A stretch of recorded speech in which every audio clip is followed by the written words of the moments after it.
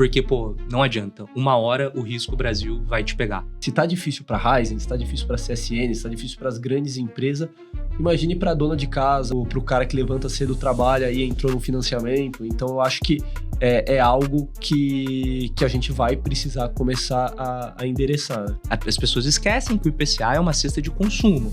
Quanto é que tá a tua escola, quanto é que tá teu plano de saúde, quanto é que tá o restante. O cara vai com a proposta de eu quero ficar na renda fixa. E, pô, o que o cara vai pegar, né? O cara sempre fala, vou pegar uma NTNB 40. O que vai acontecer? Se você tá na dúvida sobre o futuro do país, se você tá preocupado com o fiscal, se tá, de fato, emprestando dinheiro pro governo para ele te pagar em 2040... O Brasil, pessoal, é um grande criador de desigualdades. O Brasil é um grande criador de oligopólios. Você tem que ter uma posição, tem que se manter. E acho que a gente colheu um pouquinho desses frutos. Agora deu uma balançada de novo, mas é isso. Abriu oportunidade de novo pra gente... E parabéns, comprar. Porque assim, a gente atende o Brasil inteiro e ninguém tinha bolsa, tá? Ninguém tinha bolsa. Ninguém pegou esse rally.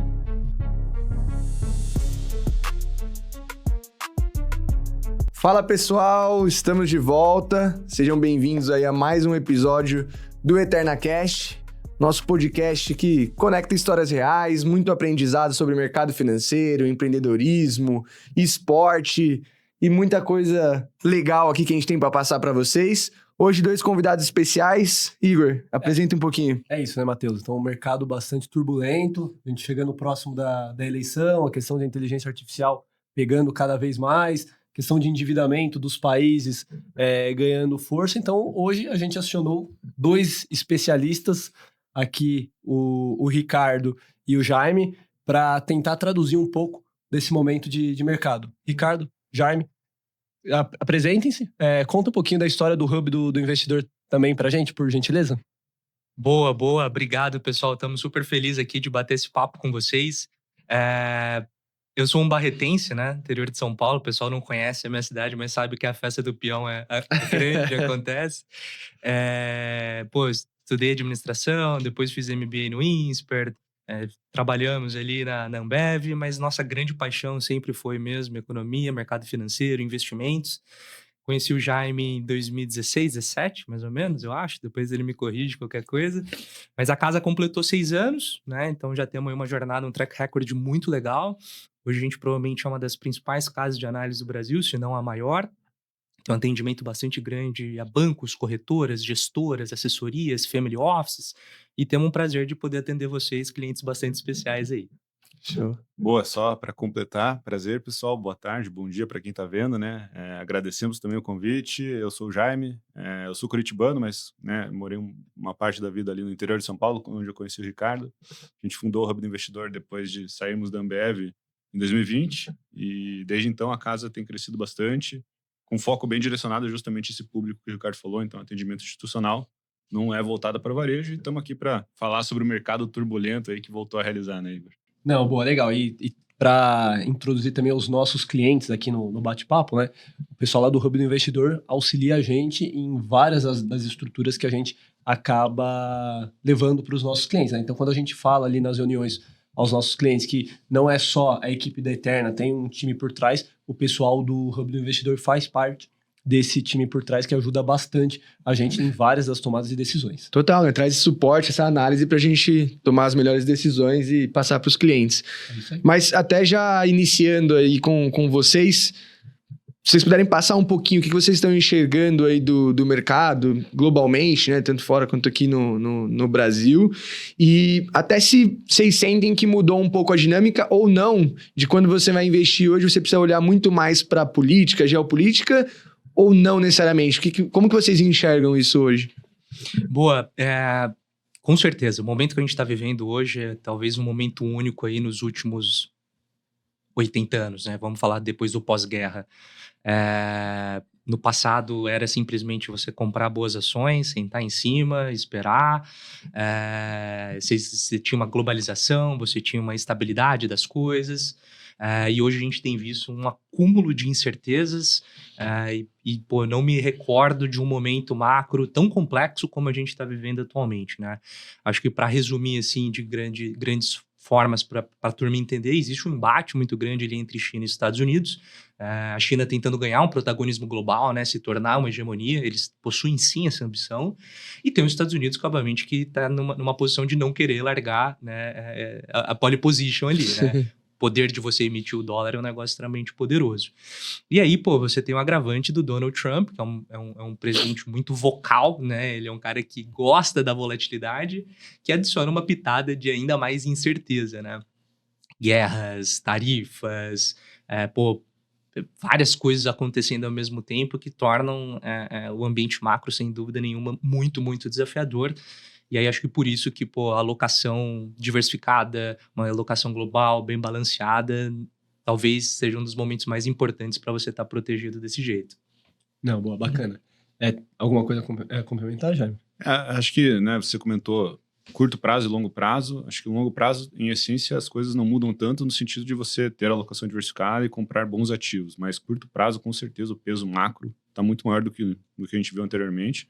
A gente costuma falar até que, pô, no Brasil, até mesmo às vezes no longo prazo, não é só simplesmente comprar bons ativos, porque no Brasil acho que a interferência do macro, do política e tal, é até mais evidente do que no mundo afora, mas é inegável que, como o Ricardo falou, talvez nos últimos 15 anos, né, pós 2008, digamos assim, a crise dos bancos nos Estados Unidos, novamente, só sentar em cima do S&P 500 e tudo deu certo. Acho que agora talvez o negócio esteja um pouco mais tático, um pouco mais incerto. Não, bacana.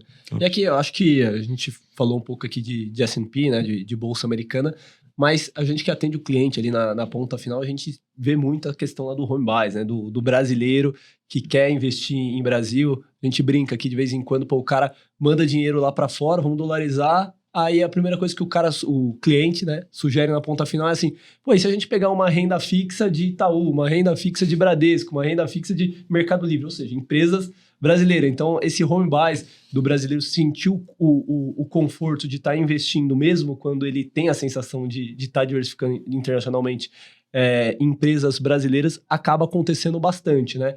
Assim, como vocês vê, primeiro, essa questão, né, do home buys brasileiro, e comenta pra gente aqui algumas alternativas que temos de diversificação internacional que no atual cenário acaba fazendo sentido. Boa. É fundamental, sim, pessoal. Não pode ter a dúvida alguma da importância de você ter um pedaço do seu patrimônio em outra jurisdição, em outra moeda, porque, pô, não adianta. Uma hora o risco Brasil vai te pegar, né? Não tem como fugir desse negócio. A gente vai discutir bastante. Eu tô com a cabeça talvez um pouco mais pessimista falando de economia, mas depois vocês vão entender que na última linha, ainda assim, a Bolsa de Valores, ativos reais são importantíssimos na construção de um portfólio de longo prazo. Nos Estados Unidos, você consegue ter um arcabouço regulatório que não existe em nenhum lugar do mundo, tá? Você não tem na Europa, você não vai ter no Japão, você não tem na China, e isso ainda é bastante importante. Então, as regras se respeitam, né? Acho que a gente vai falar um pouco depois da questão de Brasil, como que o micro e o macro, né, acabam somando de forma negativa para o país, enquanto lá nos Estados Unidos o micro ajuda muito, né? E você hoje tem ali boas taxas, por exemplo, para investir na renda fixa. Você tem hoje o tema de inteligência artificial, que a gente vai discutir um pouco mais aqui com vocês, que é uma transformação estrutural de, talvez mais 30, 40 anos de crescimento acelerado. O que aconteceu na época de 1999, lá no .com, é um pedaço do que está acontecendo agora. Depois a gente pode até conversar e contar algumas histórias de como que a IA tem ajudado demais o nosso trabalho. Então, o ganho de produtividade, assim, é um negócio muito importante. Enquanto os Estados Unidos, China e o mundo desenvolvido está falando de robotização, de IA, de carro autônomo, de tudo isso, o Brasil está discutindo a escala 6x1. Então, acho que esse é o resumo do porquê é importante você diversificar. Eu acho que esse home bias também tem um pouco do... Acho que se não tem nada, não tem nem 5% da população brasileira que investe fora, enquanto no mundo dos países desenvolvidos, né, se não tem nada, metade da população no geral investe, especialmente nos Estados Unidos, né. Quando você pega o mercado trilionário de ações americanas, metade é investidor estrangeiro, né. Então, com certeza tem muito asiático, tem muito europeu, e esse negócio do home bias é muito particular de América Latina, de Brasil, e acho que talvez um pouco da explicação disso seja o fato de ainda ter uma geração de investidores, especialmente quem tem mais de talvez 45 anos, que já tem um patrimônio maior, né? Que ainda é machucado com a época da hiperinflação, né? Então, quando você não podia deixar nada do dinheiro parado, ou você comprava o ativo, ou você, né, colocava no CDI, porque o negócio todo dia, do dia para a noite, né, subia preço. Então, acho que a turma ainda é muito machucada, né, nesse sentido, e de alguma forma ou outra quer ser conservador, mas quando, na verdade, acho que no final das contas você está 100% exposto ao risco Brasil, que, como o Ricardo falou, uma hora ele vai te pegar. Então... Acho que o pessoal fica muito concentrado em risco de volatilidade, né? E não entende o real risco sistêmico de Brasil e tudo mais. E é até uma dificuldade que a gente tem aqui na ponta final, né? De passar isso para o cliente, porque além desse medo dessa volatilidade, é a questão de um CDI grotesco, né? Muito alto, e aí o cara vai pra fora, fala, putz, ele não aguenta ficar 3 meses, 4 meses ali, não tá rendendo o que um CDI tá rendendo ali bonitinho pra ele, sem risco, com muitas aspas, né? Que ele não percebe esse risco, porque ele não vê volatilidade. Então, acho que essa é uma das grandes dificuldades que a gente tem que passar de conhecimento pra galera, né? De educação financeira, mas é um trabalhinho difícil às vezes, né? Ô Matheus, aproveitando esse gancho, assim, acho que, uma coisa que a gente tenta reforçar muito em todas as interações que a gente tem é que, a partir do momento que você entendeu que você precisa diversificar seus investimentos, meu amigo, assim, deixa o CDI como um negócio secundário. Para de abrir o aplicativo todo dia, para de olhar esse negócio, porque o que você precisa olhar é o futuro, é o longo prazo, e o CDI ele engana muito, porque a gente tem esse costume de ficar olhando o curto prazo. A galera esqueceu que durante a pandemia o CDI estava rodando a 2 e a inflação estava rodando a 12. Uhum. As pessoas esquecem que o IPCA é uma cesta de consumo. Quanto é que tá a tua escola, quanto é que tá teu plano de saúde, quanto é que tá o restante. Eu vejo algumas coisas no Twitter, aquelas loucuras, né? O pessoal manda, eu não como dólar, né? Não importa a cotação do dólar. Meu amigo, tudo que você consome é dólar. Teu celular é em dólar, tua carne é em dólar, teu carro é em dólar, tudo é em dólar. Então, não tem como você não ter um pedaço desse negócio no ativo dolarizado. Então, a galera entende e acha que o CDI é safe haven. Não é. Não é. Talvez agora, no último 1, 2 anos foram, mas, historicamente ali o CDI é uma métrica mais ou menos. Eu acho que esse ponto da memória curta, né? A gente falou de home buys aqui e trazendo outra finança comportamental que é muito latente, não só no Brasil, mas no mundo inteiro, é essa questão do curto prazo, né? A gente é muito curto prazista. Outro ponto não faz muito tempo que no Brasil a gente ouviu falar que a renda fixa morreu. Mais ou menos no período ali da pandemia, do pós-pandemia, todo mundo falando que já era a renda fixa, não faz mais sentido. Renda fixa brasileira, hein? Renda fixa brasileira. Imagina lá fora que o juro chegou a ser negativo. Então, acho que essa parte do ciclo de relembrar o passado, né? E tirar um pouco, acho que o momento atual que a gente está vendo, por exemplo, a Bolsa Brasileira e outras bolsas, outros investimentos ao redor do mundo sofrendo, a gente relembrar um pouco do que aconteceu no passado é o que a gente acaba fazendo junto aos clientes, né? O que vocês acham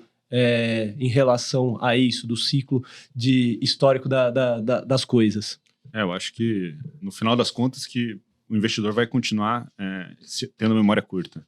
Acho que o que resolve, o mindset talvez que todo mundo deveria ter, é buscar, de fato, uma diversificação global entre classes de ativos. Que acho que daí você acaba meio que esquecendo, né, meio que o que passou para trás, ou as expectativas para frente. Ponto é que você talvez tenha que ter bolsa americana, talvez você tenha que ter renda fixa americana, talvez você tenha que ter uma exposição em empresas de tecnologia globais. Então, você acaba ficando muito mais preocupado em construir esse gráfico de pizza e talvez manter uma disciplina, né, nos aportes mensais ou nos aportes frequentes e, né, esquece o fator de que, será que o CDI vai estar 2 ou vai estar 15? Será que o dólar vai estar 4 ou vai estar 6? Então, acho que o que o investidor tem que buscar como objetivo dele mesmo é ter o asset allocation completo e manter, né, uma regularidade nisso. Acho que, no final das contas, se vai ganhar ou não perder do CDI, se vai ou não ganhar do dólar, né, ninguém tem essa bola de cristal e só o macro do futuro que vai dizer. Mas acho que o investidor, ao fazer isso, com certeza ele está aí com 70%, 80% do caminho já bem andado. E um ponto importante quando a gente fala de diversificação internacional, né? Muita gente acaba comentando, mas aí vocês estão falando só de Brasil e só do S&P. Hoje o S&P, a Apple é global, a Amazon é global, as maiores empresas americanas, elas não são só necessariamente americanas, elas são as maiores empresas do mundo, na verdade, né? Então tem expansão no mundo inteiro. Mas pegando esse ponto, assim, acho que vocês falaram no começo da parte regulatória dos Estados Unidos, que é muito mais forte do que em outros países. Mas também falou que China vem tentando, né, trocar essa hegemonia global. Vocês acham que a gente tá falando bastante dos Estados Unidos, mas ter ali China, algo nesse sentido também faz bastante sentido para vocês? Ou é mais concentrar em Estados Unidos mesmo? A gente acha que o grosso precisa ser Estados Unidos, mas a gente entende que um pedaço ali da gaveta, por exemplo, de Global Equities deveria ter Ásia. Hoje a gente recomenda 20%, tá? Então, as pessoas, a China é um país muito fechado, então não chegam tantas informações aqui. Mas a China hoje, assim, de infraestrutura, não tem lugar nenhum do mundo que chega perto do que a China tem. Quando você fala de tamanho de economia, de tamanho de manufatura, estamos falando de mais ou menos 30% da manufatura global é chinesa. Se você não tem um carro chinês nos próximos 5 anos, a chance é muito baixa de você não ter um carro chinês. E aí, obviamente, que eles foram subindo na escala de valor agregado do que eles estão construindo. No passado, eles faziam tênis, eles faziam camiseta, eles faziam toyzinho, né, brinquedinho. Hoje a gente está falando de alta tecnologia. Hoje a China tem muito mais engenheiro que, sei lá, nenhum outro país do mundo tem tanto engenheiro como a China. Então, você olha, todas as frentes que compõem um crescimento de longo prazo, a China vem construindo esse negócio. E diferente das democracias ocidentais, que são democracias que olham horizontes super curtos, né? Então, Lula agora está olhando 2027. O Trump está olhando a próxima eleição. Na China, não. A China fazem um plano de 50 anos para frente. E aí eles vão acompanhando com grandes metas. Obviamente que é um modelo diferente, é um modelo de ditadura. Não acho que você vai comprar a China e vai subir no dia seguinte. E aí, conectando com o que a gente estava falando da questão de ciclos, não adianta. Os ciclos, como a gente entende que se expõe aos ciclos, é através do asset allocation. Então, você sempre vai estar comprado nos Estados Unidos. Alguns momentos você vai ter mais na carteira, alguns momentos você vai ter menos. Idem a gente vai fazer para a China, idem a gente vai fazer para o Brasil. Então, dessa forma, a gente entende que o investidor fica sempre comprado. Em alguns momentos, a gente vai expressar convicções através do tamanho desse asset allocation. Então, exemplo prático, né? Até novembro, a gente tinha uma alocação acima sugerida de Bolsa Brasil. Foi uma leitura correta. Ali a gente entendeu que não tinha tanto mais prêmios, né? Que já existiam alguns ruídos de curto prazo. Reduzimos para neutro. Mas neutro é ficar sem nada de ação? Não.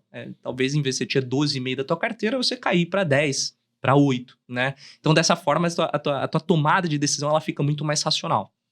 Total. Boa. Bacana. E aproveitando que a gente está falando de China, né? Vamos fazer aqui uma aproximação de China com o Brasil para a parte não tech de China, né? O quão o Brasil ainda depende do crescimento da China, né? Para surfar, ali Vale, por exemplo, e outras empresas, o quão ainda é dependente de China e como vocês... Por exemplo, saiu um dado agora de domingo para segunda que aparentemente o aquecimento da economia chinesa começa a apresentar ali algumas dificuldades, né? Como vocês estão vendo isso e qual que é a dependência de Brasil e Vale perante China ainda? Cara, acho que especialmente de vales siderúrgicas, esse tipo de exportação, muito conectado com construção civil, é bastante relevante. Tem uma tese mais de longo prazo que talvez a Índia seja a nova China num boom de crescimento. Talvez, né? Mas acho que falando de curto prazo, sim. Tem uma dinâmica de preço ali bastante correlata nos últimos meses, talvez não tenha sido, né? Que a gente viu um rally grande de Vale, enquanto que o minério, na verdade, não andou tanto, e os dados de construção civil de China não foram bons. A gente via estoque dos estoques de aço nos portos chineses super alto, e né, Vale acabou andando, que foi muito mais um trade macro, porque Vale era o papel mais pesado da Bolsa e acabou entrando fluxo gringo aqui na Bolsa, né? Então, acho que no curto prazo, sim. Mas, por outro lado, acho que a nível de economia brasileira como um todo, a gente tem uma dependência grande, mas acho que eu vejo com bons olhos essa dependência no sentido especialmente do agro, né? Então, quando você pega, né, a China ainda tem talvez, sei lá, mais de 500 milhões de pessoas, se não mais, para entrar ainda para uma classe aspirante, uma classe média, né? Então, tudo isso aí tem uma cesta de consumo muito grande que a gente aqui produz aqui, né, no nosso agro. Seja carne bovina, seja grãos, etc., né? Acho que tem alguns dados, inclusive, da ONU, não lembro, ou da OCDE, que fala, né, que a cesta de alimentos que hoje carece, né, no mundo, que provavelmente vai ser consumida no futuro pelas grandes economias, essas economias que têm, sei lá, 300, 400 milhões de habitantes mais, 80% vai ser suprida, né, pelo Brasil. Então, a gente, né, a China está conectada com tudo isso, né? Porque tem, como eu falei, uma grande classe ainda que vai consumir mais produtos que o agro hoje tem condição total de fornecer. Então, acho que para minério e tudo que é voltado à construção civil, que de fato fez com que as nossas empresas locais nos últimos anos andassem muito com esse crescimento chinês, pode estar comprometido no curto prazo, um pouco incerto, mas acho que a nível de agro, por exemplo, exportações de agro, a gente tem um grande trunfo e tem que ser sim um parceiro chinês. Posso pegar um gancho aqui? Pô, o Jaime falou um negócio que é muito importante, né? Tá falando mais ou menos, sei lá, 500 milhões de pessoas que podem aumentar a sua renda e consumir coisas mais. A China, não sei os últimos dados ali, mas com certeza é uma população de mais de 1 bilhão de pessoas. Se cada chinês decidir comer 10 gramas de carne a mais, não tem carne para todo mundo. Caramba. Então, assim, é um negócio muito impressionante, assim. Então, o mundo depende do Brasil. O Brasil é o único lugar do mundo que tem espaço para crescer sua agricultura. Seja por ganhos de produtividade, seja por novas áreas serem implantadas, né? Então, acho que já me foi perfeito no lance de que, commodities metálicas, um viés um pouco mais difícil, não tem, assim, esse longo prazo tão claro na minha cabeça, apesar de ter certeza que o minério da Vale é o melhor do mundo. Por um outro lado, as commodities agrícolas é um negócio que, não tem para onde fugir. E aí, né, a gente vai talvez falar um pouco de Brasil para frente, você tem um Brasil que não funciona, que não é produtivo, que tem todos os problemas que depois a gente pode discutir um pouco aqui, e você tem um Brasil que funciona.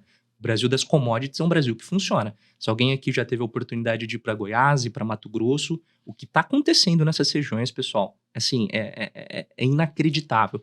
Você vai para São Lucas do Rio Verde, você vai para Sorriso, no Mato Grosso. É Dodge Ram, é carro importado, são fazendas gigantescas, é um ecossistema de agronegócio, assim, um negócio muito impressionante. Tanto que você pega os dados agregados de renda do Mato Grosso, já estão quase parecidos com os de São Paulo. Então, assim, a gente vai falar de Brasil, tem vários problemas que a gente vai discutir aqui, mas tem um pedaço do Brasil que com certeza funciona. Ou seja, carregou até aqui e vai continuar carregando o piano, né? Só para pegar um gancho em relação ao que foi comentado, que o Ricardo comentou, que o Jaime comentou, aproveitando, a gente não falou de terras raras, né? A gente falou, a alta da Vale, ela teve ali por trás o níquel, o cobre, e aí aquele trade de terras raras que favoreceu bastante Vale, favoreceu outras mineradoras. Como vocês veem essa questão de terras raras para o Brasil hoje? Pode ser um ponto relevante, igual é o agro, igual foi o minério, igual é o petróleo? E só somando a isso também, porque, como eu falei, né, a gente até aqui veio nessa toada, né, de agro ser o que salva ali Brasil, e agora a gente tá falando de terras raras, que o Brasil também tem um bom potencial aqui, mas, de novo, o Brasil se mantendo ali em commodities, né, em algo que não gera tanto valor agregado. Isso é um potencial para nós, né, essa habilidade que a gente tem, espaço que a gente tem e tudo mais, e produtividade que a gente tem nesse lado, mas pode ser um problema também da gente nunca, por conta dele ser o potencial, a gente nunca se desenvolver pro lado agregado, Bom, eu acho super uma oportunidade única que o Brasil tá tendo. O problema é que o Brasil ama perder uma oportunidade. Então, assim, as pessoas ficam se abraçando, né? Agora, terras raras resolveu o problema do Brasil. Óbvio que é um negócio gigante, óbvio que é um negócio que, super estratégico, mas depois a gente pode conversar um pouco mais sobre isso, de que, às vezes, a gente vê as discussões sobre a economia brasileira muito mais sobre questões da ótica macro, e eu entendo que o Brasil tem tanta oportunidade dentro do micro, né? Então, para quem está assistindo e não está tão familiarizado, o macro, vamos discutir mais política de juros, fiscal, esse tipo de coisa. No micro, onde a gente vai olhar qual é o arcabouço regulatório que vai mandar, por exemplo, para eu ter aprovado um projeto de terra rara. A gente hoje tem uma das maiores reservas para ser explorada de petróleo e o IBAMA não queria liberar a licença para a Petrobras explorar. Então, assim, não adianta a gente querer ficar discutindo grandes projetos se por dentro as coisas não funcionam, né? Perfeito. Então, você pega lá o professor Marcos Lisboa, ele fala muito sobre isso, né? Quando eles pegaram ali de 2002 a 2006, eles fizeram um arcabouço, Daniel Goldberg lá, que também estava junto desse time econômico, de reformas microeconômicas que, a gente foi sentir ao longo dos próximos 10 anos, né? Aprovamos a reforma trabalhista, foram várias coisas importantes para que, pô, a gente consiga ter um negócio melhor à frente. Então, pô, óbvio, terra rara é um negócio que, pô, ajudaria a gente a ter um baita relacionamento com China, Europa, Estados Unidos, mas eu tenho bastante dificuldade de ter uma aposta clara de que vai ser um negócio muito grande nos próximos anos por conta desses problemas. Perfeito. E desses outros temas, a gente falou de terra rara, mas a questão do hidrogênio verde, essas outras frentes, é mais ou menos essa visão também? Ou tem alguma coisa ali, a questão lá da foz, da perfuração, fugiu? Da Petrobras? Da Petrobras, a margem equatorial, tem algum outro tema desses que vocês olham e falam assim, pô, esse daqui pode ajudar, igual o Matheus comentou, nessa parte mais de commodity, mas pode ajudar a ser um fluxo positivo para o Brasil? Eu ia conectar justamente o que ele falou, né? Acho que não é um problema e eu acho que não tem que ser mesmo. A gente tem que olhar com bons olhos o fato do Brasil ser uma grande fazenda, como falam, né? Então, é a nossa vocação e tá tudo bem. Acho que não faz o menor sentido a gente parar agora e, pô, vamos fazer a nossa IA própria, como queria o governo fazer, ou vamos fazer uma fábrica de carro elétrico. Putz, acho que vai dar ruim. É mais complexo do que parece. A gente já não é muito bom de fazer atividades complexas que exigem justamente essa parte micro, extremamente travada em qualquer trâmite de Brasília, né? Então, vamos, né, ser de fato uma grande fazenda e aí acho que sim, tem essas frentes de hidrogênio verde, de etanol de milho, de terras raras, né, a própria exploração futura aí, esperamos da margem equatorial da Petrobras. Então, acho que a gente tem que se abraçar nisso e, como o Ricardo falou, né, se a gente não resolver todos esses embaraços que existem, né, que passa muito por Brasília e com essas pequenas reformas que são super necessárias para isso destravar, na verdade nada vai acontecer mesmo. Infelizmente a gente vai deixar passar várias oportunidades, como o etanol de milho, como o hidrogênio verde, como até as terras raras, né? Então acho que todo mundo já está meio que ciente que a gente tem um potencial gigante de reservas, né? Isso aí já era sabido há muito tempo atrás, na verdade, né? Tem, acho que desde visita da época do governo Clinton, visitando um potencial que eles já imaginavam que teria de terras raras no Brasil. E a gente, na verdade, tem uma série de travas, seja ambientalistas, seja de terras indígenas, etc., que a gente não consegue explorar as terras raras. Então, a gente vive hoje um hype gigante da necessidade desse tipo de minerais, especialmente pelo que a gente está vendo com a necessidade de chips, né, com o avanço da IA e de infraestrutura. Mas é isso. Eu não sei se a gente vai conseguir explorar nem talvez 15%, 20% disso nos próximos anos. Perfeito. Mas também, para não ficar com esse tom super pessimista, acho que tem coisas positivas também que a gente vai colher esse negócio para frente. Por exemplo, a reforma da tributária. Reforma tributária, as pessoas não têm ideia o quanto que a reforma tributária é um negócio que pode mudar o Brasil de patamar. Porque é tão ruim o modelo atual que qualquer coisa marginal é positiva. Galera, assim, quem trabalha com tributário, assim, é um negócio de maluco, assim, bombom ou sonho de valsa, é chocolate ou é bombom? Crocs, é um chinelo ou é um sapato? É um negócio insano. Então você tem as loucuras da gente ter que produzir na Franca de Manaus, você tem as loucuras do cara ter que, sei lá, em Minas Gerais, em Extrema, para trocar nota, para ter o benefício tributário e entrar. Então, assim, não podemos, como sociedade, admitir um step back na reforma tributária, porque sem isso, a chance do Brasil fugir dessa armadilha que você comentou, né, Matheus, de ser uma grande fazenda, aí realmente, com certeza, vai ser esse o nosso futuro, se a gente não virar essa página. Boa. E aí, você tinha até comentado na fala anterior da gente entrar um pouquinho mais em Brasil e nossas dificuldades, além dessas que a gente já está comentando aqui, regulatórias e tudo mais, mas o que vocês estão enxergando que o mercado pode bater um pouco mais aí em Brasil? É fiscal? O que a gente tem aqui de dificuldade também para tentar superar, né? Eu acho que o Brasil tem uma característica que, diferente, por exemplo, da sociedade suíça, da sociedade americana, o Brasil ele é construído de cima para baixo. E sociedades que deram certo, sociedades que se enriqueceram, são sociedades que são construídas de baixo para cima, né? Então, nos Estados Unidos, você tem uma característica muito importante que a gente não tem no Brasil, que são os checks and balances, né? Os pontos e pesos e contrapesos. Então, por exemplo, Nova York. Pô, tá ficando ruim Nova York? Meu amigo, você vai sair da Nova York, você vai pra Flórida. Califórnia tá legal? Pô, agora eu vou pra Califórnia. Esse estado pode ter uma lei X, esse estado pode ter a lei Y, né? Então, tem estado que tem pena de morte e outro que não tem. Então, esses checks and balances são muito importantes quando a gente tá olhando o longo prazo. Isso não tem no Brasil, infelizmente. Isso nos torna mais refém do macro Brasil. E aí, pô, o fiscal, assim, é uma loucura, tá esquizofrênico, assim. Ah, mas por que isso não tá acontecendo, não tá batendo no câmbio? Mas por que isso não tá batendo no juro? Meu amigo, a gente tá com Selic até 3, 4 meses atrás de 15%, que é a maior Selic desde os anos 2000. Assim, se isso não for um grande sinal de que a nossa economia está completamente desregulada, completamente desbalanceada, eu não sei mais como. Não dá pra gente achar normal CSN, Raizen, grandes empresas que, pô, são oligopólios, que são empresas extremamente dominantes, com dificuldade financeira. Já pensou uma Apple mal da perna? Já pensou uma Microsoft mal da perna? A gente está falando de empresas do mesmo calibre, obviamente guardadas as proporções aqui no Brasil, passando por essas dificuldades. Então, para quem for 2027 ali, seja Lula, seja Flávio, seja outro candidato, meu amigo, tem uma batata quente bem grande ali.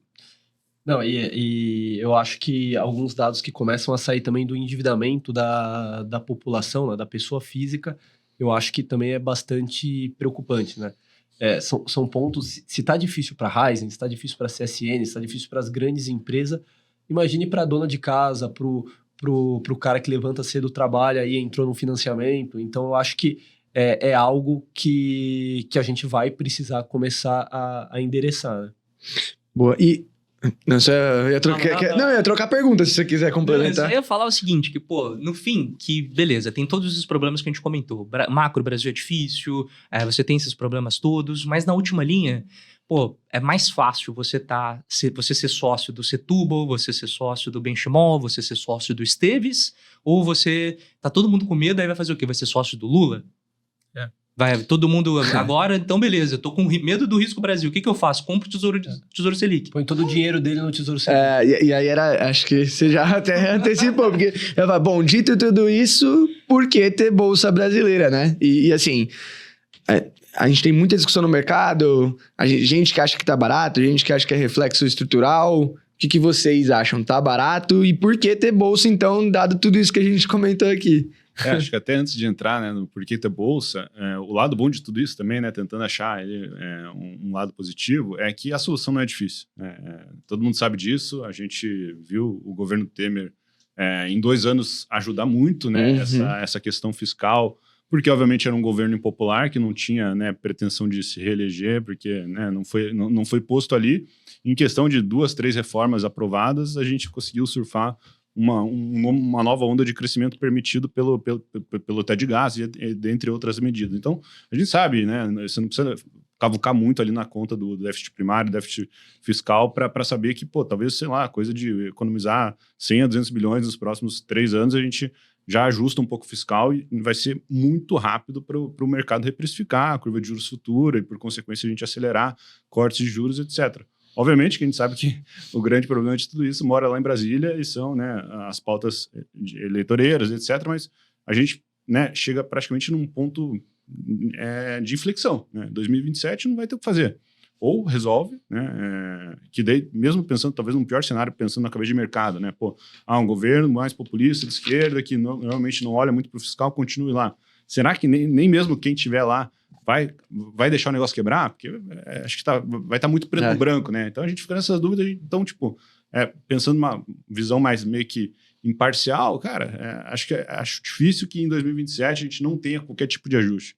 Tendo algum tipo de ajuste, acho que naturalmente a gente tem muito espaço para reprecificar a curva de juros e, por consequência, já conectando, né? Talvez tenha mais espaço para a Bolsa Brasil, mesmo com essa conjuntura péssima que a gente estava falando, que de fato, né, o Brasil está numa iminência de quebrar. O Brasil, pessoal, é um grande criador de desigualdades. O Brasil é um grande criador de oligopólios. O Brasil premia, né, o cara que já cresceu, não o cara de baixo.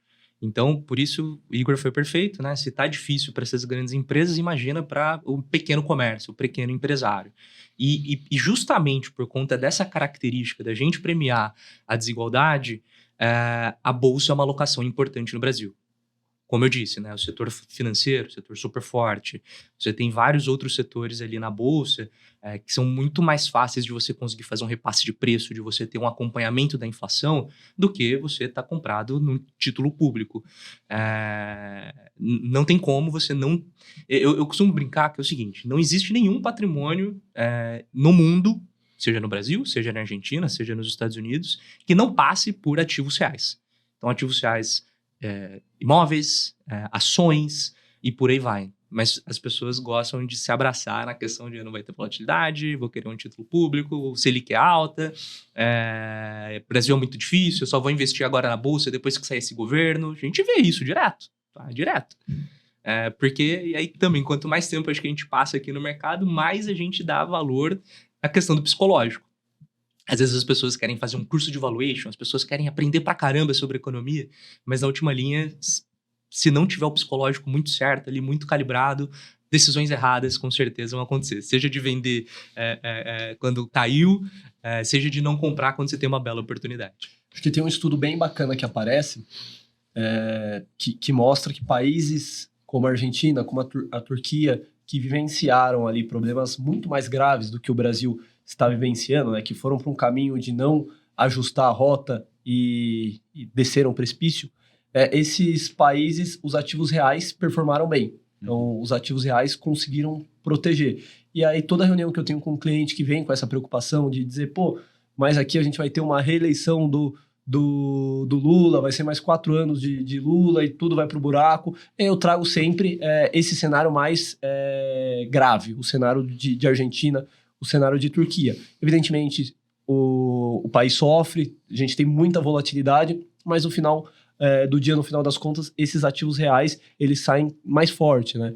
Então, acho que é um ponto que a gente acaba reforçando com os clientes e também deixar que ter bolsa precisa ter, né? Em todos os cenários a gente precisa ter. E hoje você tem um puta de um conforto que são os dividendos. Você pode comprar hoje Itaú a 9 vezes lucro e ganhar 9% de dividendo. Pô, se você tira lá o 15%, o 14% agora, vamos falar, de Selic, tira lá os 15%, 25%, depende de quanto tempo você ficar com o título para pagar o imposto de renda, tá muito próximo do dividendo. Sim. Então, assim, pô, o carrego de alguns papéis não dá um conforto muito bom. E temos boas pessoas, né? Eu acho que antes de passar pro Jaime comentar, aqui no Brasil a gente tem pessoas, empresários muito bons, a gente tem economistas muito bons. Então, pra viver nessa guerra aqui tem que ser bom, né? Tem muita gente competente também, então ser sócio dessa galera, a Bolsa dá essa oportunidade. Eu ia comentar só o que você falou, né? Daí muitas vezes o cara vou tirar tudo, não vou investir nada, vou ficar só na Selic, e aí, né, se não for, talvez, vou tirar de fato do Brasil, é isso. O cara vai com a proposta de quero ficar na renda fixa. E, o que o cara vai pegar, né? O cara sempre fala, vou pegar uma NTNB 40. Cara, o que vai acontecer? Se você está na dúvida sobre o futuro do país, se você está preocupado com o fiscal, você está, de fato, emprestando dinheiro para o governo para ele te pagar em 2040, tipo, é isso que você está fazendo? Você não prefere, talvez, você comprar uma ação do Itaú, que, um banco centenário aqui, que com certeza vai estar muito sólido lá em 2040, você está, de fato, o cara que está te causando essa preocupação, o cara que você está pé da vida, você quer emprestar dinheiro para ele te pagar até 2040, reajustando a inflação mais 7% ao ano. Pô, historicamente é bom, né? Mas, cara, a gente sabe que se o negócio está tão frágil, cara, como é que você sabe como é que vai estar lá em 2040, sabe? Então, aplica em TNB 40, né? E coloca a marcação na curva. Não fale comigo, né?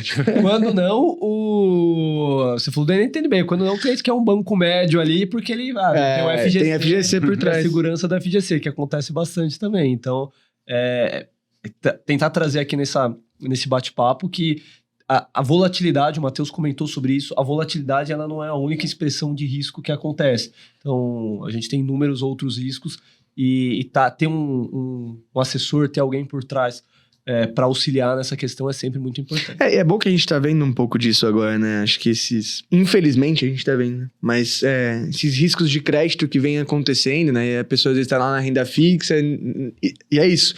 Olha o valor da curva, tá subindo ali, tá legal, até você ter um evento de crédito e o cara fala, putz, você podia perder o dinheiro aqui, né? E aí, enfim, esse tipo de coisa acontece. Mas não sei, você quer estressar um pouco mais de Brasil ou a gente... Eu acho que como a gente tá no tema de Brasil, a gente falou de Itaú, vamos entrar ali em uma das grandes especialidades de vocês, que é a avaliação de empresa, né? Conseguem comentar aqui pra gente algumas empresas que vocês estão olhando para Brasil com bons olhos, e se quiserem também comentar alguma coisa da parte internacional, só para a gente fechar esse capítulo. A gente foi no macro, agora entrando um pouquinho mais no micro. Vou falar de micro, não estou fugindo, só quero fazer o último adendo aqui para a gente começar esse negócio. Vamos pegar o Ibovespa dos anos 2000. Quais eram as empresas que compunham o Ibovespa nos anos 2000? Itaú, Banco do Brasil, Petrobras, Telefônica. 2010, quem que eram as grandes empresas do Brasil? Itaú, Bradesco, Ambev, beleza. 2020, quais eram as maiores empresas do Brasil? Itaú, Bradesco, Ambev, Petrobras. Então, assim, isso mostra muito como é o capitalismo brasileiro. Isso mostra muito da importância de você ter as empresas no Brasil, porque a gente favorece o oligopólio. Olha em 2000, qual que eram as maiores empresas S&P?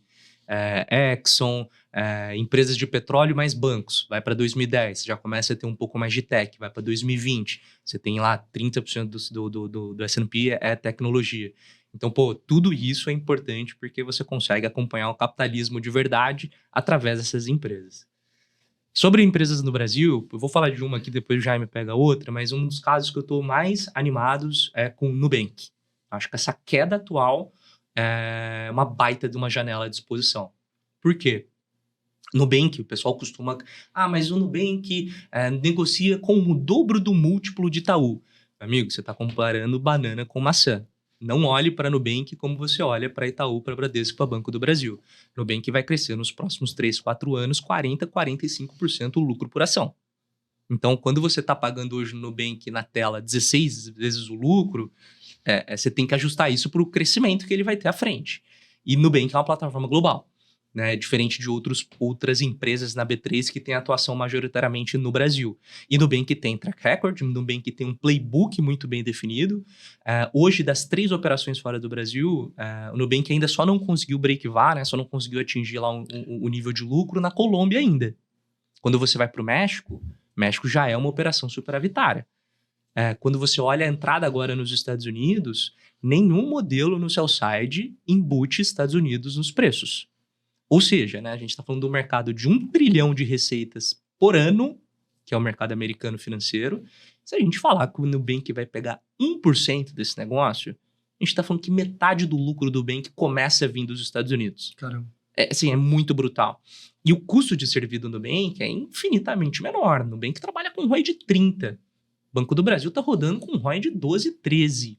Então, assim, é muito impressionante e é muito claro e nítido. Você pega o aplicativo do Santander e compara com o aplicativo do Nubank, assim, a facilidade, o nível de serviço, o cuidado que a turma tem na experiência do usuário é um negócio muito, muito impressionante. A gente, como analista de empresa aqui, é um negócio que deixa a gente bastante animado. Então, por isso que a gente acha que essa queda atual é uma oportunidade para o cara que está olhando um pouco mais longo, porque a gente acha que esse curto prazo com o Brasil, como tem uma exposição, uma classe um pouco mais C, D ali, e bastante cartão de crédito, você tem um probleminha ali de inadimplência, mas nada que comprometa o longo prazo. Antes de passar a palavra, só para datar aqui, quando a gente fala de queda, né? Hoje a gente está gravando aqui dia 20 de maio, então a gente passou por aquele ciclo do que o Ibovespa quase bateu ali os 200 mil pontos, e aqui a gente teve um recuo forte do Ibovespa, e ele está rodando ali em torno de 175 mil pontos, né? Então essa queda que o Ricardo comentou é em cima disso. Boa. Eu acho que, no geral, o setor financeiro começa a ter algumas oportunidades interessantes. A gente estava até comentando o próprio Itaú, né, antes de a gente começar aqui, que inclusive caiu substancialmente. É uma empresa que normalmente cai menos que a bolsa quando ela cai, ela realizou legal. Acho que tem um nome que sempre foi muito queridinho e que a gente vê agora caindo 20% em questão de 2, 3 semanas, chama atenção, que é BTG Pactual. Obviamente, eu até pensei em falar alguma coisa diferente de Nubank, né, do setor financeiro, daí me veio Banco Inter na cabeça também, que praticamente uma tese similar, né, os drivers do mercado de curto prazo são iguais, né, que é alta na PDD, mas eu falei, não, vamos falar um pouco de BTG, apesar de ser setor financeiro, porque, cara, a gente acha, não precisa nem falar da qualidade, né, do management e do business como um todo, que também roda a ROI acima de 24%, 25%, no modelo também bastante enxuto, né? No sentido de, cara, não tem agência espalhada no Brasil inteiro, tem alto grau de tecnologia, alto grau de nível de serviço para o cliente.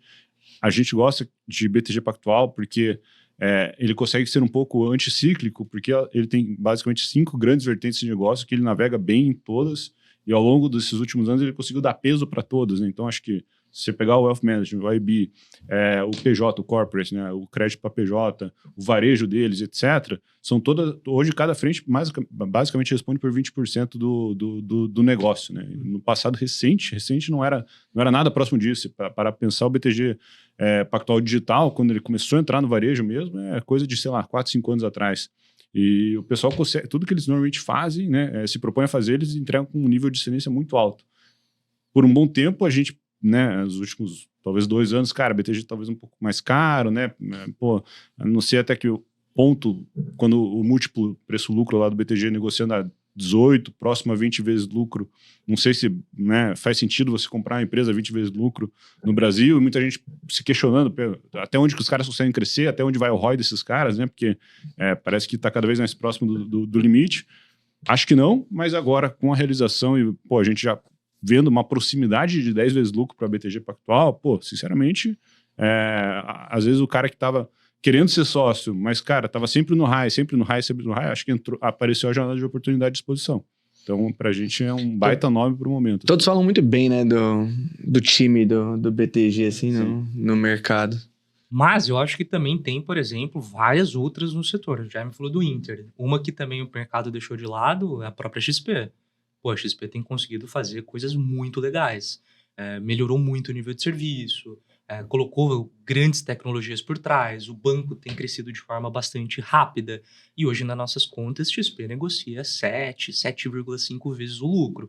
Aceita bastante desaforo esse valuation. Uhum. Esse é algum dos nomes, né? A gente falou bastante de financeiro, mas tem vários outros papéis que a gente vê essa queda com uma oportunidade. Inclusive, a nossa carteira aqui, a Hub de Renda, tem feito um trabalho muito legal de stock picking, de geração de alfa, de papéis que as pessoas não valorizam muito, que é cair menos quando o Ibovespa cai, e quando o Ibovespa sobe, a gente acompanha o mercado até mesmo superar. Nossos clientes sabem bem, né? Os clientes aqui da Eterna utilizam a carteira Hub de Renda, que está performando muito bem. A gente pegou um ciclo bem interessante, esse ciclo todo de alta. A gente conseguiu surfar bem e é o que o Ricardo comentou, né? Agora, na queda, tá segurando bem e isso ajuda bastante. São empresas ali que pagam bons dividendos, então tudo isso o pessoal acaba gostando bastante. Trazer até um elogio aqui pro meu parceiro, acho que esse foi um acerto legal que a gente teve como escritório também, muito por conta do Igor, que faz essa parte ali de head de produtos, né, de alocação do escritório, que foi o que a gente estava comentando no começo, de o cliente na ponta final fica olhando muito volatilidade, e aí bolsa tava chutada, né? Ninguém quer comprar bolsa, não, você deita lá em cima. E a gente aqui como escritório, a gente conseguiu ali falar, não, você tem que ter uma posição, tem que se manter. E acho que a gente colheu um pouquinho desses frutos. Agora deu uma balançada de novo, mas é isso, abriu oportunidade de novo pra gente... E parabéns, porque assim, a gente atende o Brasil inteiro e ninguém tinha bolsa, tá? Ninguém tinha bolsa, ainda. Ninguém pegou esse rally. E é um trabalho de educação, né? Acho que a gente aprendeu que o assessor de investimento ele tem vários outros trabalhos. Tem o trabalho de finanças comportamentais que a gente tem que mostrar para o cliente ali a todo momento. Mas também esse trabalho de educação. Falando em trabalho de educação, o Ricardo comentou ali de preço sobre lucro em 7, 6 vezes. Para a gente ter uma noção, é como se você abrisse um negócio, você vai lá, coloca o seu investimento e em 6, 7 anos você tem o retorno de volta. Isso é uma métrica muito boa, uma métrica que sinaliza ali que a bolsa está extremamente barata. No mundo inteiro isso é utilizado e ter isso, você poder investir com 2 cliques aqui no seu aplicativo numa empresa que em 6, 7 anos, sem nenhuma dor de cabeça, você teria o seu retorno de volta com crescimento eficiente, é bastante positivo. Então, para a gente... Só como nível de comparação, hoje a Bolsa Americana S&P 22, dependendo ali das tuas estimativas, 23 vezes o lucro, quando você vai para a Nasdaq, 26, 27 vezes o lucro, tá? Enquanto o Brasil aqui, o nosso índice cheio deve estar algo em torno ali de 9, 9,5, e quando você tira commodities ali, ajusta pelos cíclicos, 11. Então, assim, a gente acha que aceita desaforo ali bastante. A gente tinha entrado no micro, mas agora você falou num ponto que acho que é legal, assim, eu também tenho esse entendimento, porque... de novo, o resultado na ponta final que a gente está olhando, Bolsa Brasileira subiu, deu uma balançada agora, e Bolsa Americana a gente está há bastante tempo falando, putz, múltiplos altos, tá alto, tá caro, e o negócio não para de subir, né? Não. Então, assim, a gente tem, obviamente, aí, acho que a IA como uma possível puxadora, mas qual que é a visão de vocês, assim, tem mais oportunidade aqui? Ou, eu sei que a gente tem que ter o asset allocation, mas... que vocês veem com mais potencial? Que pedrada aí. Toma essa aí, Brasil. Cara, acho que, vamos lá, a nível de economia americana, acho que tem sim os seus problemas que deverão ser resolvidos nos próximos anos e, pô, todo um embate ali que acaba que o Trump ou quem quer que esteja sentado na carteira vai ter que gastar energia quando não é necessariamente o foco econômico, né? Então, especialmente essa batalha com China, guerras, etc. Então, talvez a economia americana, pô, grau de endividamento alto, a curva de juros deles já começou a precificar a nova alta para as próximas reuniões do FONC. Então, tem um probleminha ali, mas, né, de fato, a bolsa hoje é drivada por IA. E acho que aí volta um pouco para... Não necessariamente esses caras são americanos, eles são globais. E quando você pega a transformação que a gente está vendo, de fato, que as ferramentas já estão propondo para a gente, é um negócio assustador. Assim, né? A gente falou recentemente também, né, quanto que hoje você aceitaria que te pagassem para você não usar mais nada de IA na tua vida ou na tua empresa. Tipo, para mim, sinceramente, teria que ser um bom tanto de dinheiro a ponto de eu falar, tá, quanto que eu preciso para me aposentar? Porque seria isso. Porque caso contrário, se eu não pudesse usar isso mais, cara, eu tô ferrado, eu vou perder para a concorrência, minha empresa não vai ter futuro. Então, acho que isso aí é algo transformacional. Quando você pega, na verdade, né, pô, tem lá 25 vezes lucro, as empresas de tecnologia lá, as principais e tal, etc. Mas quando você coloca a nível de taxa de retorno esperada para esses vídeos, ou até o que eles entregaram nos últimos 5 anos, é um investimento que para de pé tranquilamente com 25 vezes lucro. Tem o fator macro que pode atrapalhar no curto prazo, estourou a guerra, não sei o quê, ou então a economia americana voltou a subir juros, pode ser que sim, mas novamente, eu acho que essas empresas irão entregar nos próximos 5 a 10 anos algo substancialmente grande de 2 dígitos de crescimento por ano, e isso vai ter taxa de retorno para dentro do investimento que se aplique. Então, no meu entendimento, é algo transformacional. Hoje a gente está usando cada vez mais, eu não consigo ver como não usar, e o quanto de coisa começa a abrir, o nível de eficiência que você começa a criar dentro das empresas, e eu acho que isso está precificado sim, e tem que estar muito bem precificado a nível de múltiplos para as empresas que estão na vanguarda disso tudo. Muito bom. Mas, se eu tivesse que apostar, daí né, pra não ficar em cima do muro aí, tá, Matheus? Não é o meu approach, não acredito nisso, tipo, agora eu vou apostar, né? Mas se tivesse que apostar, eu acho que nos próximos 5 anos, a chance da Bolsa Brasileira overperformar, né, e acima do que é o S&P, eu acho que é bastante grande. Por 2 motivos. Primeiro, que o múltiplo atual do S&P tá no high do high, e aí existem basicamente 3 formas de você conseguir fazer a bolsa subir, né? Custo de capital, expansão de múltiplo e crescimento de lucro. Então, o que pode estar acontecendo é que o lucro que a gente tem visto hoje no S&P vai superar muito. Mas assim, uma coisa é você sair de uma empresa de 200 bilhões de dólares para uma empresa de 1 trilhão de dólares. Outra coisa é você sair de uma empresa de 5 trilhões de dólares para 10 trilhões de dólares. Perfeito. Então, outro ponto relevante que eu acho que joga a favor do Brasil é o carrego. Hoje o Ibovespa ali talvez te entregue, né, o índice como um todo, uns 4, 5% de dividendo. Então, pelo menos a inflação ali, eu acho que o Ibovespa só via dividendo ele consegue. Mas, acho que tem que ter os dois. Mas se tivesse que apostar, eu ia no Brasil. Boa. E aí teve um ponto que vocês começaram lá no início do nosso bate-papo a falar, que o Hub está utilizando de inteligência artificial e agora voltaram. Acho que é um momento oportuno para vocês compartilharem com a gente. Um analista antes cobria talvez 20, 25, 30 empresas. Hoje um analista consegue cobrir talvez 50 empresas com muita qualidade. Com muita qualidade. Acho que esse é um pedaço de como que a IA tem conseguido, né, nos dar um ganho de produtividade brutal, né? Jaime depois pode contar algumas coisas que a gente tem feito dentro da plataforma, mas a gente tem conseguido também não depender somente vamos falar assim, da internet, né? Porque as pessoas acham que agora, eu vou colocar lá, vale a pena comprar Vale 3 no ChatGPT? Meu amigo, assim, é muito mais o buraco é muito mais embaixo, né? Então, existe um cuidado muito grande nosso de, ao usar a IA, não, né, ter esses tipos de erros grotescos, né? Então, o que a gente tem usado muito como a gente cria muita inteligência dentro de casa, fazer com que a IA consuma os nossos conteúdos e leve esse conteúdo para você de forma escalável. Já me quiser comentar um pouco da parte da renda fixa, eu acho que é um baita de um exemplo.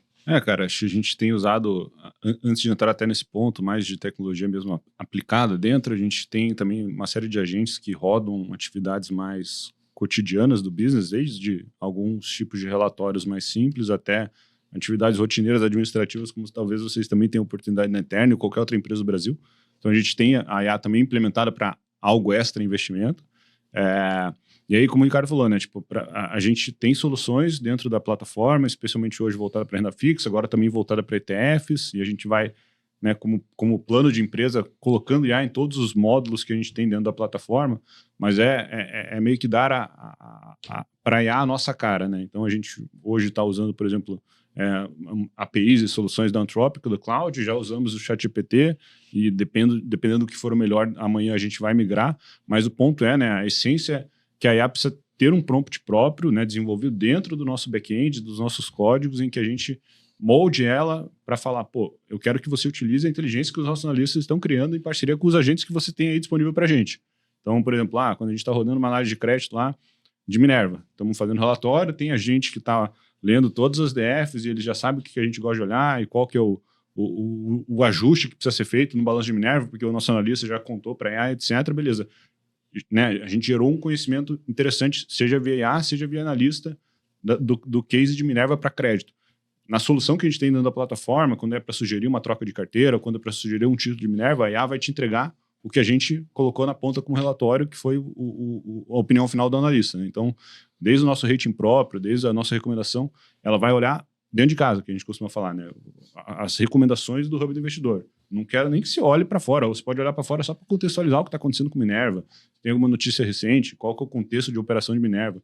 Mas de resto, a nossa opinião mesmo, a IA vai olhar para isso, ela não vai olhar então para o que está indexado lá no Google. Tá? Então, acho que esse é um pouco do pulo do gato que a gente tem trabalhado. Né? São soluções mais estruturais e não só, vou pegar o ChatGPT, vou botar um logo do Hub, vou falar que é um bot te atendendo, sabe? Não é isso, não. O que eu acredito? Eu não acho que a IA vai acabar com os empregos. A IA vai otimizar. O assessor de investimento vai continuar sendo importante, o analista vai continuar sendo importante, o arquiteto vai continuar sendo importante. A diferença é que talvez eu não vou ter, 20 mil assessores de investimento. Talvez eu vá ter 15. Talvez eu não vá ter 1.000 analistas de investimento no Brasil. Talvez eu vá ter 500. Eu acho que isso é o ponto. Assim, a IA vai conseguir te dar um ganho de produtividade que as pessoas ainda acho que não caíram a ficha o tamanho desse negócio. A gente acha que, é digitar ali no ChatGPT que vai me dar uma resposta e pronto. Mas por trás, meu amigo, existe uma infraestrutura brutal. Você precisa ter processamento de dados, você precisa ter energia, você precisa ter um ecossistema montado muito grande. E aí esse é um pouco do play global de tecnologia que o mundo tá louco, assim, né? Semicondutor, né?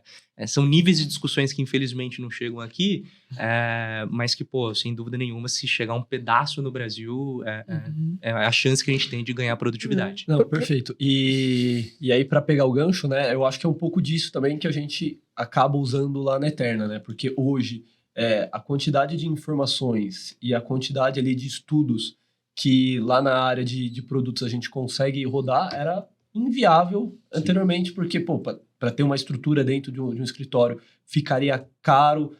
Então, hoje a gente consegue rodar bem mais leve, uma equipe bem mais leve e com uma qualidade muito maior. Então, acho que fico pensando, para empresas menores, a IA já começa a fazer diferença. Qual o impacto que em grandes empresas não deve estar acontecendo também. E o Matheus deve lembrar, lá atrás, quando começamos a falar de IA, que não era nem... A gente não tinha nem noção que ia se tornar o que se tornou e tão rápido, eu batia na tese que eu acho que os grandes ganhadores vai ser o aumento de produtividade global que vai ter. Sim.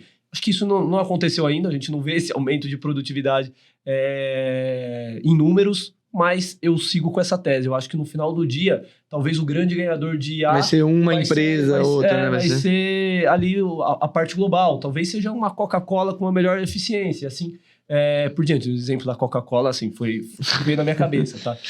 Mas isso, uma tese que eu tenho. E essa questão do emprego, assim, pra mim, eu tenho muito na cabeça que acho que é igual qualquer outra disrupção que a gente teve de mercado, que basicamente só você realoca, né, a forma de trabalho, você não tira, né, ele deixa de existir. Talvez só... Tem um dado, só de curiosidade, né, que 60% dos empregos de hoje não existiam de 1940 para trás. Legal. Eu sou de 89.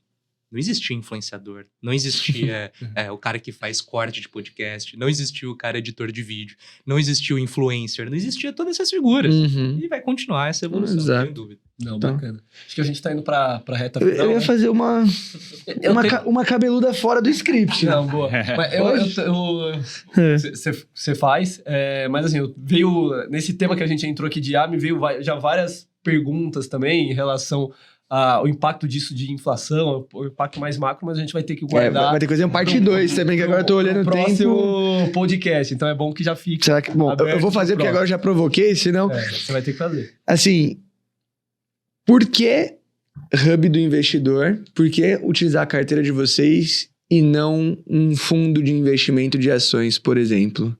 Pra vocês darem uma vendida falou, agora. Ele não alinhou, né? Não alinhou. Chutei a bola agora. Não, boa, boa. Eu acho que tem vários ganhos, tá? Vários mesmo. Primeiro, liquidez. Não tá feliz com a estratégia? Você vai desligar, D+2, o dinheiro tá na tua conta. Segundo ponto, transparência. Você sabe exatamente o que a gente tá comprando, você sabe exatamente qual que é a cabeça da casa. Na questão do gestor, eu não sei o que ele tá comprando. Talvez ele só vai abrir a carteira dele 6 meses depois. Segundo ponto, performance.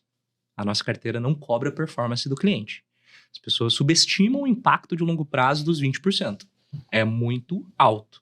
Tem uma conta depois, acho que você já me conseguir ajudar a lembrar também, mas se o Warren Buffett com a Berkshire fosse um fundo com 2,20, o valor do compounding da cota seria coisa de, 100 vezes menor do que no formato que é hoje. Então, a carteira, o ativo é do cliente, né, do fundo. Então, eu acho que é um negócio muito legal, ajuda o dividendo a cair direto na tua conta, né, não tem nenhum intermediário. Então, para mim, isso, eficiência de custo, você tem longo prazo, você tem a transparência, que eu acho que é um negócio super importante. Agora, obviamente, tem estratégias. Graças a Deus, né, nos últimos 4 anos, a gente tem conseguido fazer coisas muito legais. Tomara que nos próximos 10 a gente continue entregando um produto legal. Boa. Acho que tem também um ponto que dá para adicionar, que talvez seja mais polêmico, mas vou trazer também. Acho que a gente vê a indústria de fundos, especialmente ações e multimercados, bastante pressionada, né? Tem um fator macro, mas acho que tem um pouco de tendência estrutural, que acho que aqui é opinião bem pessoal mesmo, mas acho que no passado um grande gestor fazia muita diferença para buscar um alfa no mercado, mas não necessariamente por causa da cabeça do gestor, mas sim por causa que o mercado não era tão eficiente quanto talvez seja hoje. Então, acho que tinha muita assimetria de informação, né, entre o institucional e o varejo. Não preciso nem falar que talvez grandes fundos deram grandes porradas, especialmente na década de 90 ou no início dos anos 2000, porque a gente, né, acho que a gente estava falando tudo agora, talvez nem internet na época tinha direito.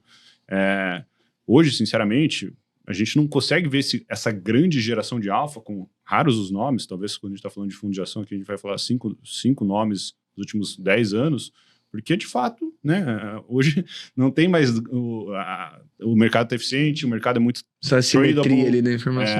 A informação está aí para todo mundo. Hoje, tem gente que fala com propriedade sobre ações e não trabalha com isso, simplesmente porque o cara estuda por conta, ou aprendeu no YouTube, ou porque acompanha o Twitter. Então, o fato é que, né, acho que para eventuais investidores que têm dúvidas, não quero colocar naquele fundo que, é um dos maiores do Brasil, etc. Sinceramente, né, vale a pena puxar o histórico recente.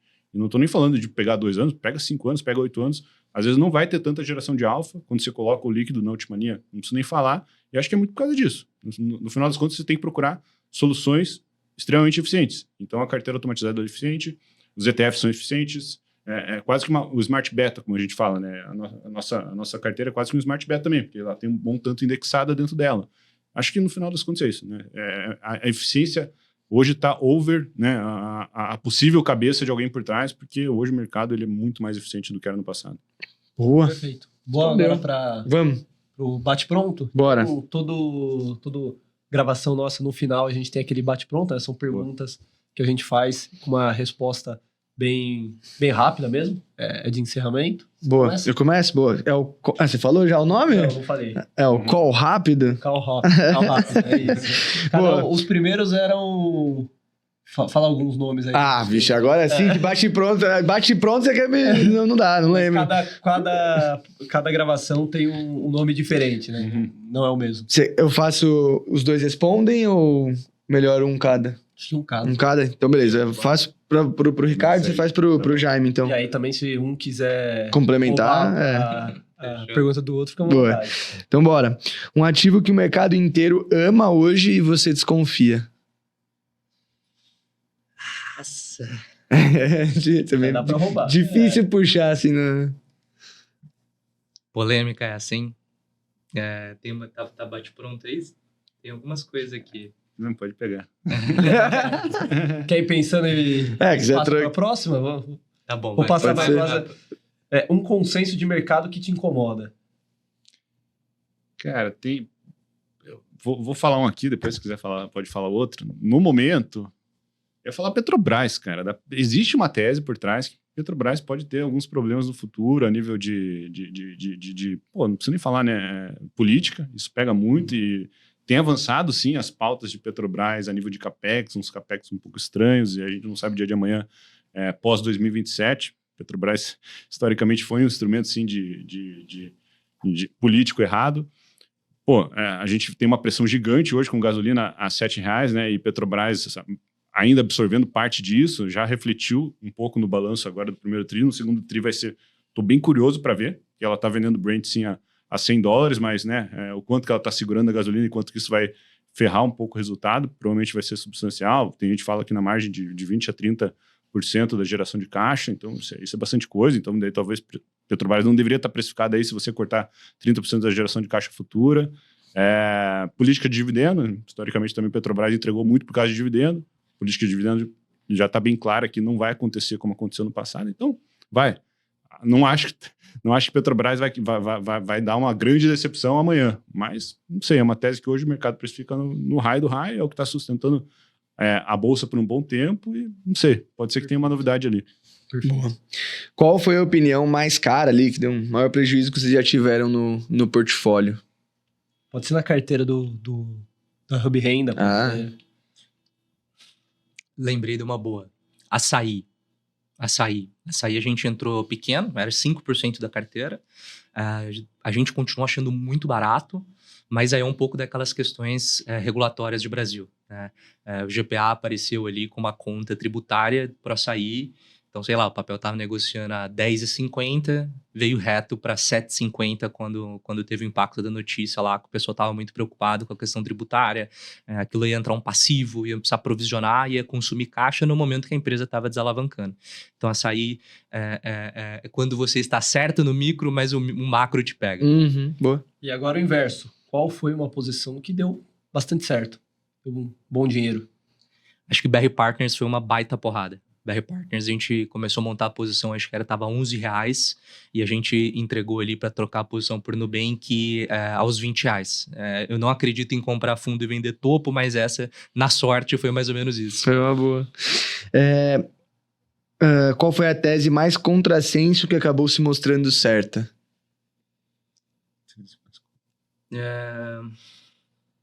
Pensar aqui também. É difícil bater pronto. Quando você tá... Cara, assim, eu acho que eu tenho bastante orgulho de falar que a gente fala de criptoativos desde 2020. Tá? Desde 2020 a gente entende que a classe de criptoativos é uma classe interessante. Outra também super fora do consenso, a nossa exposição em China. Há 1 ano e meio atrás, a gente soltou um relatório temático para vocês falando, turma, a gente acha que é uma janela de exposição muito importante. Então, como você vai jogar? Você vai colocar tanto nesse ETF, tanto nessas empresas.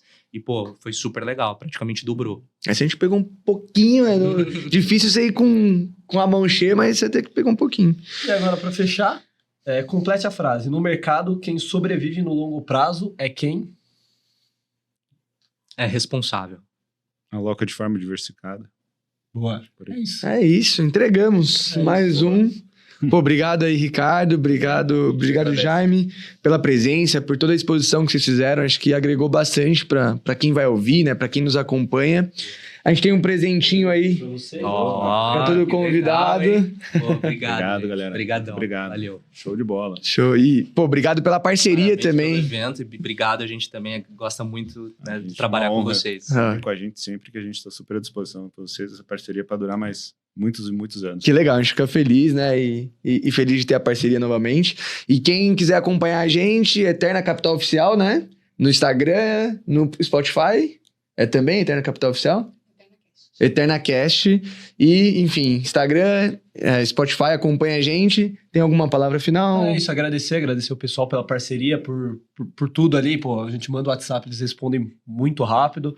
E a gente está conseguindo agregar muito aos nossos clientes. Bom, não sei se tem Instagram também, algo que vocês acompanham rede social da Hub. Procurar por Hub do Investidor aí, ou a gente... Hub do Investidor, @rpenha e @Jaime Simão. Show. Obrigado, pessoal. Prazerzão estar com vocês. Valeu. Com a gente. Queremos vir mais uma vez, hein? Bora, vamos fazer a parte 2, ficou assunto pendente ainda. É isso. Obrigado, pessoal. Valeu, um abraço.